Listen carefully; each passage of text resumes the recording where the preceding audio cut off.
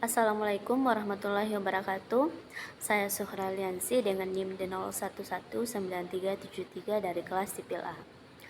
Baik, saya akan menjelaskan tentang apa itu analisa kuat dukun pondasi bor pile berdasarkan data pengujian lapangan.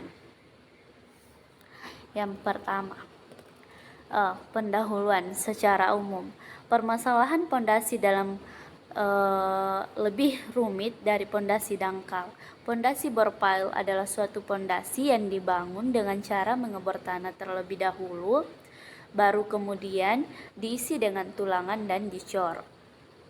Bor pile dipakai apabila tanah dasar yang kokoh yang mempunyai daya dukung besar terletak sangat dalam, yaitu kurang lebih 15 meter, serta keadaan sekitar tanah bangunan sudah banyak berdiri. Bangunan-bangunan besar seperti gedung-gedung bertingkat, sehingga tidak dikhawatirkan dapat menimbulkan retak-retak pada bangunan yang sudah ada akibat getaran-getaran yang ditimbulkan oleh kegiatan pemancangan apabila dipakai pondasi tiang pancang. Kemudian, kapasitas kuat dukung bor pile dari hasil sondir. Di antara perbedaan tes di lapangan sondir atau konpenetrasian tes, seringkali sangat dipertimbangkan berperanan dari geoteknik. Konpenetrasian tes atau CPT atau sondir ini dapat juga mengklasifikasi lapisan tanah dan dapat memperkirakan kekuatan dan karakteristik dari tanah. Nah, di dalam perencanaan pondasi tiang, data tanah sangat diperlukan dalam merencanakan kapasitas daya dukung tanah atau bearing capacity. Dari bor pile sebelum pembangunan dimulai guna menentukan kapasitas daya dukung ultimate dari pondasi tiang. Kemudian 2. Menghitung kuat dukung bor pile berdasarkan data hasil pengujian sondir dapat dilakukan dengan menggunakan yang pertama itu metode Auki dan D. Allenchar. Kuat dukung ultimate pondasi bor pile dinyatakan dengan rumus seperti berikut, di mana keterangannya Q atau sama dengan kapasitas daya dukung bor pile dalam satuan kilonewton, kemudian QB tahanan ujung sondir kilonewton meter kuadrat, kemudian AB luas penampang tian satuan meter kuadrat. Kemudian metode yang kedua itu metode Skartman dan Nottingham. Kuat dukung ultimate neto atau QU dihitung dengan persamaan QU sama dengan AB dikali FB ditambah AS kali FS, itu dalam persamaan kelima, atau QU AB dikali QCA tambah AS kali KF dikali QF, itu persamaan ke-6. Kemudian yang C, metode Meyerhof. Yang pertama itu tahanan ujung FB omega 1 dikali omega 2 QCA, kemudian tahanan gesek Fs sama dengan Kf dikali Qf dengan Kf sama dengan 1, itu persamaan 11. Atau bila tidak dilakukan pengukuran tahanan gesek sisi konus, Fs sama dengan Kc dikali Qc dengan Kc sama dengan nilainya itu 0,005. Kemudian 3. Kapasitas kuat dukung bor pile dari hasil standar penetrasian test atau NSPT. Yang pertama metode O'Neill dan Rees pada tahun 1989. Yang pertama tahanan ujung ultimate. O'Neill Rees dari merekomendasikan tahanan ujung tiang bor pada penurunan 5% dari diameter dasar tiang pada pasir.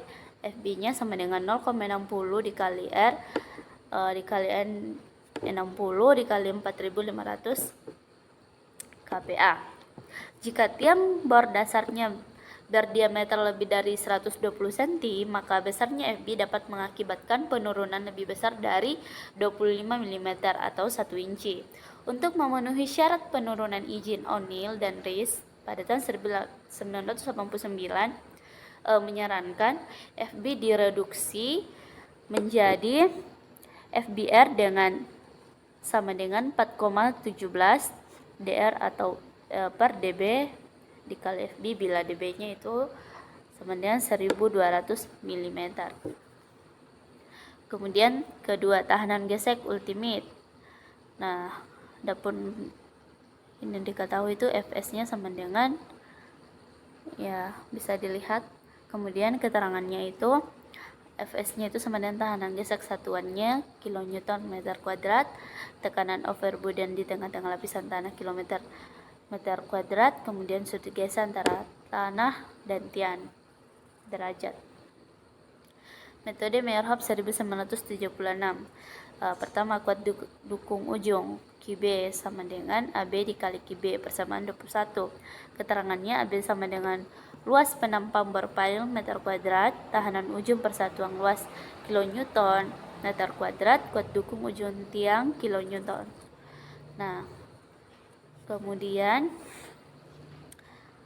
adapun kuat dukung ujung dari metode Meyerhof 1976 itu keterangannya AB sama dengan luas penampang berpile, kemudian QB tahanan ujung persatuan luas kilonewton meter kuadrat, kuat dukung ujung tiang.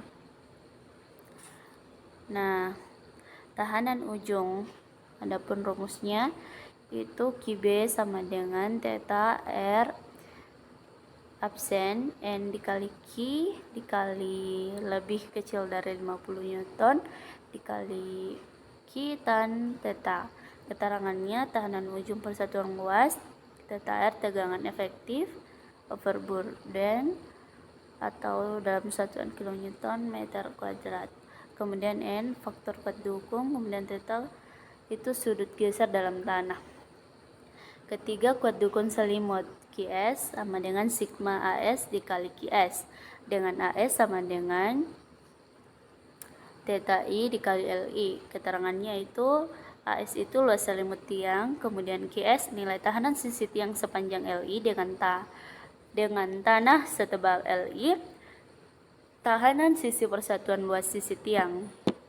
Theta I keliling tiang pada selang LIM, LI panjang bagian tiang dengan keliling, theta I satuan meter. Kemudian kapasitas kuat dukung berpal dari hasil standar penelitian tes itu yang keempat, tahanan sisi tiang. Keterangannya adapun keterangan, kemudian adapun tabel pemulihan parameter tahanan sisi bisa dilihat. Kemudian tabel pemeliharaan parameter tahan sisi, adapun jenis konstruksi, kemudian adapun parameter tahanan sisi, ada batas bawah dan batas atas. Kemudian metode Coyle dan Castello.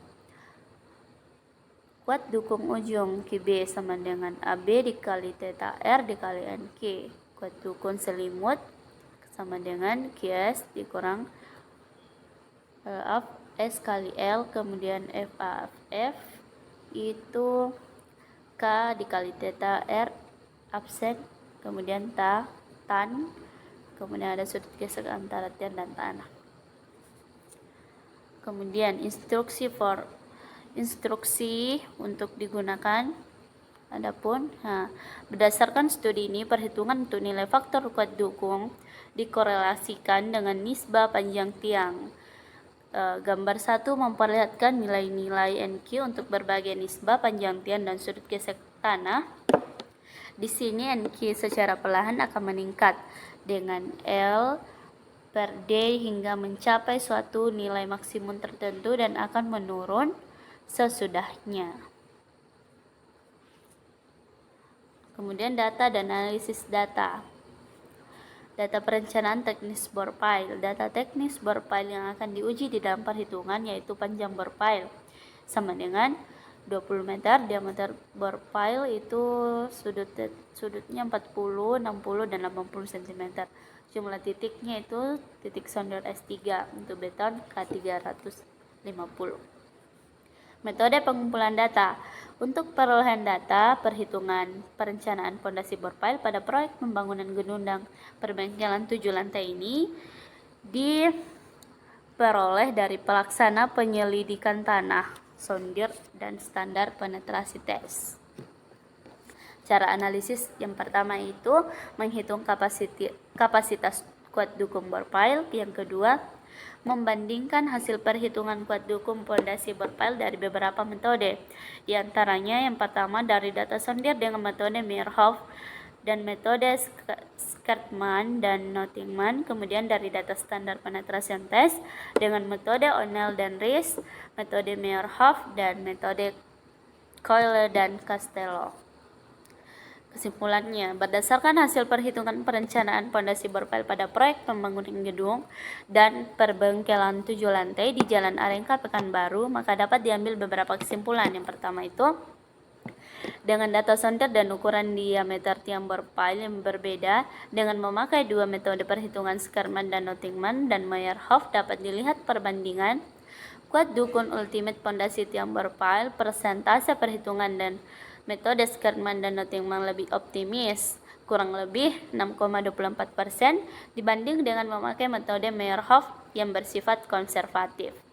Kemudian yang kedua, begitu pula dengan hasil perbandingan perhitungan kapasitas kuat dukung tiang borpile dari data NSPT dengan memakai metode O'Neill dan Rees, metode Meyerhof dan metode Coyle dan Castello. Metode O'Neill dan Rees lebih optimis dengan safety factor yang relatif lebih kecil. Kemudian yang ketiga, perhitungan kapasitas kuat dukung tiang borpile yang lebih optimis dengan safety factor kecil akan berdampak pada efisiensi penggunaan material dan penghematan biaya konstruksi. Baik, terima kasih. Wassalamualaikum warahmatullahi wabarakatuh.